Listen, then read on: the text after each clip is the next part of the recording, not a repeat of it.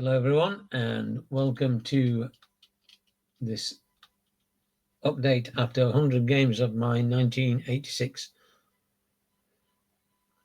New York Mets season replay. This is just a stats update really because Dwayne Martz likes to be kept up with the stats, so I'm just giving that information so you can keep him happy, and that's if your subscribers are happy, then you're happy. So what you can see here is the last 31 games from game 70 to game 100 of the replay. You got the first column is the number of the game, the second column is the date, the third column is who they are playing, the fourth and fifth column is the result, the actual result of the game. So the top one there, Chicago, the Mets actually won 7-4, and it gave them an actual record of 49-21.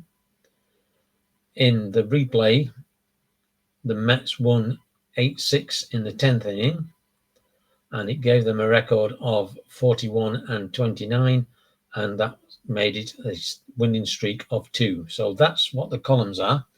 I'm sure if you want to pause it and really look and see what happened in any of these games results-wise, then you can do that.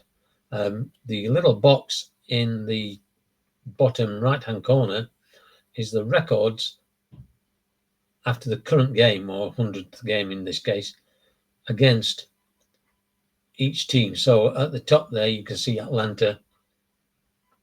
We currently have an 8-4 record against them in the actual season. The replay, we have a 7-5 record, which means that we have lost one more game than we should have done if the replay was absolutely accurate, and that's the -1 in the corner.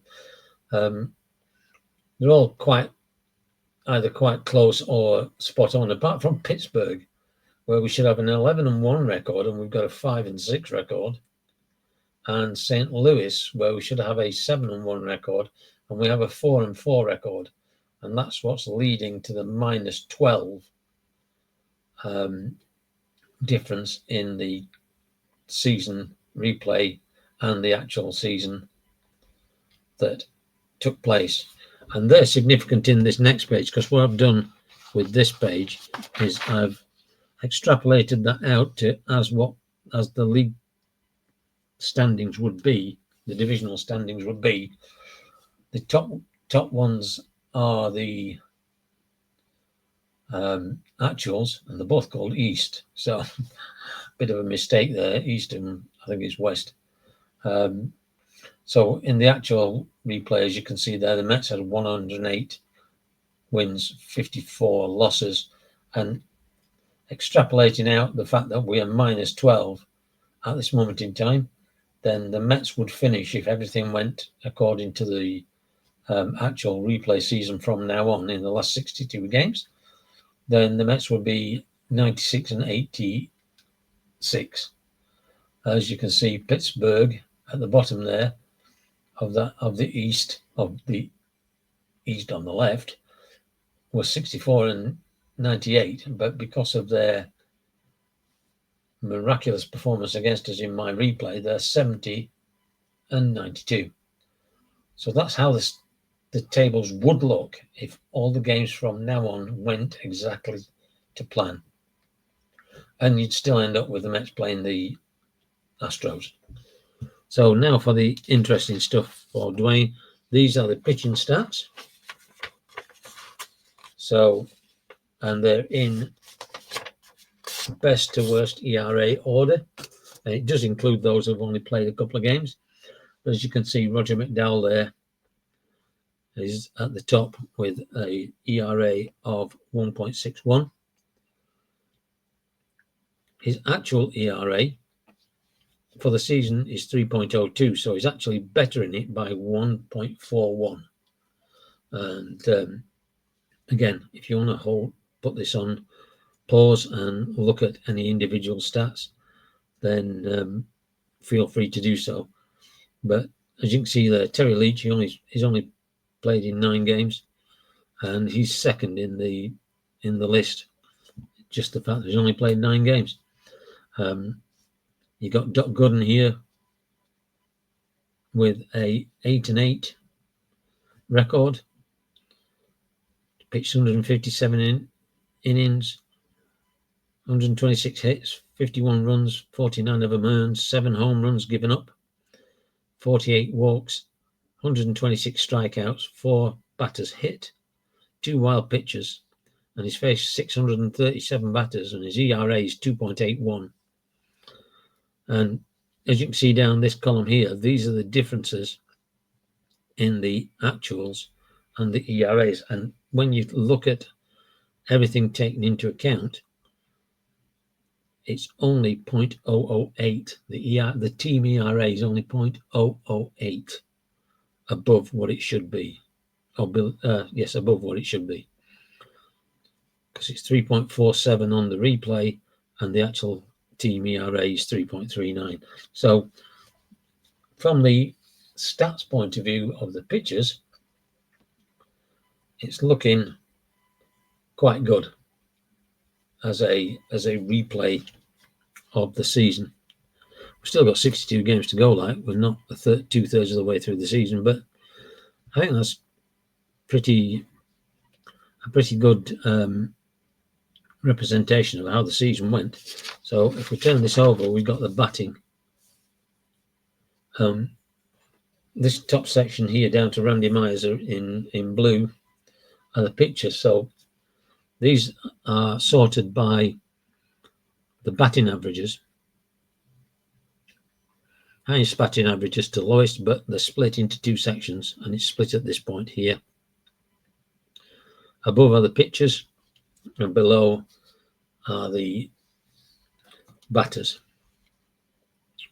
So as you can see, of the pitchers, Randy Neiman has got the best batting average of 0.333, but he's only had 3 at-bats and got 1 hit. So, and similar with Doug Sisk, he's had 6 at-bats and he's 0.3. His batting average was 0. He didn't actually get a batting average in the season, but he did get to bat in the replay. Jesse Orosco there is one of the first of the recognised batters, and again, he's got a 0.2 batting average, and he didn't have an average. Sid Fernandez there, batting average of 0.196, and his actual was 0.162. So again, it's not too far away. When you start looking at the actual batters, again, Kevin Elster he's only had 2 at bats, but then you come down to Mookie Wilson, who's batting 314, and in the actual season he batted 289.